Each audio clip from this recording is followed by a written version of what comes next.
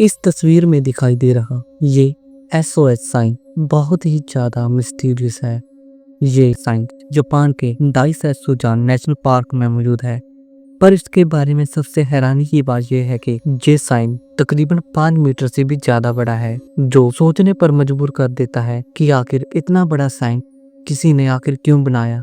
जब पुलिस को इस साइन के बारे में पता चला तो उन्होंने आसपास के एरिया की छानबीन की और छानबीन के दौरान उन्हें कुछ हैरान कर देने वाली चीजें मिली, जिनमें इंसान की हड्डियां जिन पर काटने के निशान थे और एक ग्रे बैग जिसमें एक टेप रिकॉर्डिंग मिली। जब उस टेप रिकॉर्डिंग को चलाया गया तो उसमें से एक व्यक्ति की दर्दनाक चीखें सुनाई दी।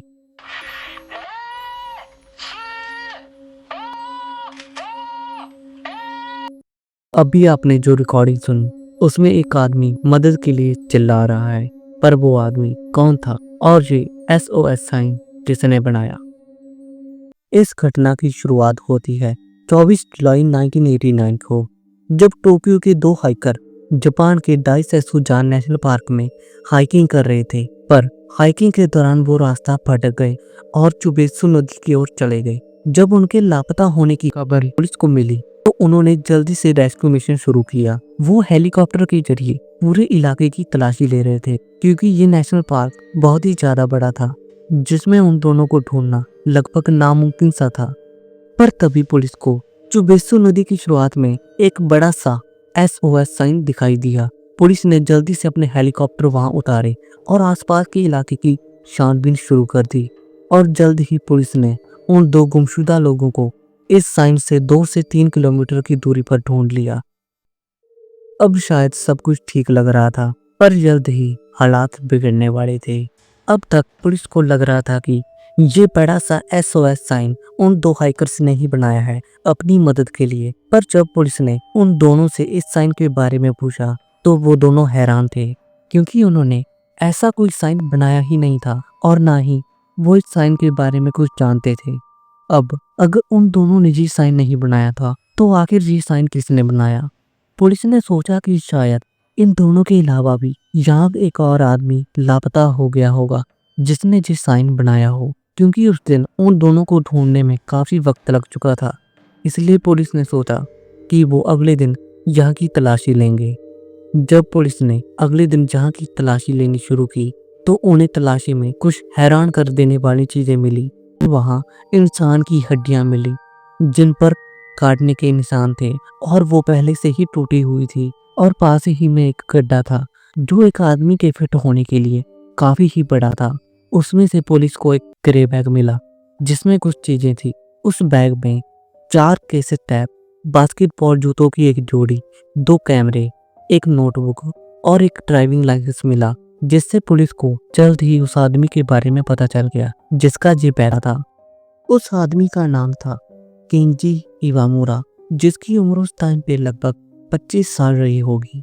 केंजी कुनान केंजी प्रांत में रहने वाला एक ऑफिस वर्कर था जो 1984 में ही गायब हो चुका था। दरअसल केंजी 10 जुलाई 1984 को इस एरिया में हाइकिंग के लिए आया था, पर वो कभी वापस ही नहीं लौटा।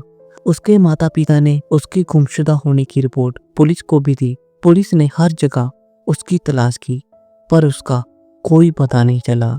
आखिरकार पुलिस ने ये मान ही लिया कि वो मर चुका है। अब इन हड्डियों के मिल जाने से पुलिस को यही लगा कि ये हड्डियां केंजी की हैं, पर अब चीजों ने और भी अजीब मोड़ लेना शुरू कर दिया।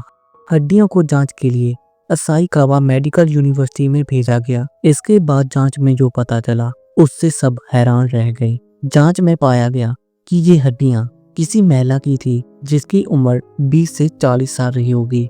पर वो कंकाल किसी महिला का कैसे हो सकता था, जबकि वहां किसी महिला के होने के कोई भी निशान मौजूद ही नहीं थे। अब चीजें और भी ज्यादा उलझती ही जा रही थी। जब पुलिस ने उस बैग में मिले सबूतों की तलाशी ली तो उन्हें एक रिकॉर्डिंग मिली जो लगभग 2 मिनट 17 सेकंड की थी। जब उस रिकॉर्डिंग को चलाया गया तो उसमें एक व्यक्ति की दर्दनाक चीखें सुनाई थी जो मदद के लिए चिल्ला रहा था।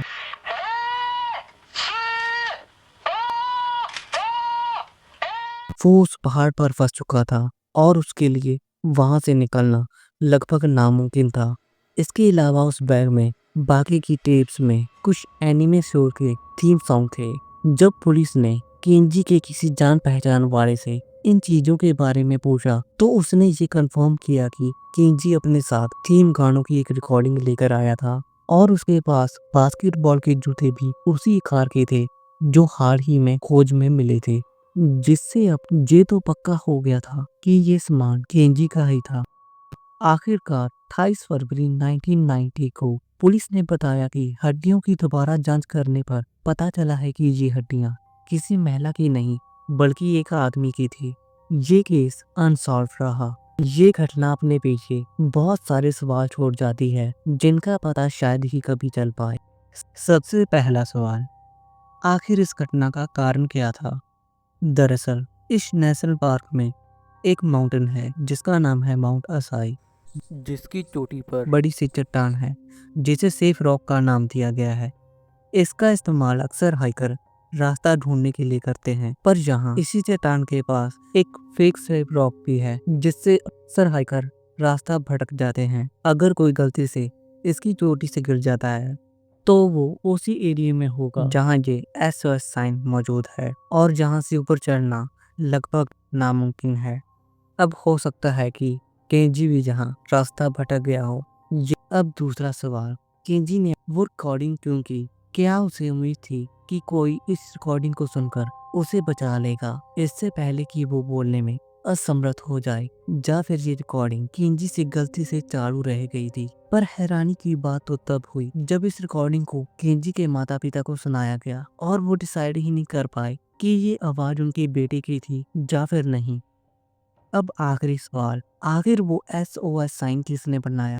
एक्सपर्ट का मानना है कि इस साइन का किसी एक व्यक्ति के द्वारा बनाया जाना बहुत ही ज्यादा मुश्किल था क्योंकि वो ब्रिज के पेड़ की लकड़ियों से बना था जो काफी ही भारी थी और वहाँ ऐसा कोई औजार भी मौजूद ही नहीं था जिससे उन लकड़ियों को काट कर ये साइन बनाया जा सके, और इसका पता कभी नहीं चल पाया कि ये साइन किसने बनाया।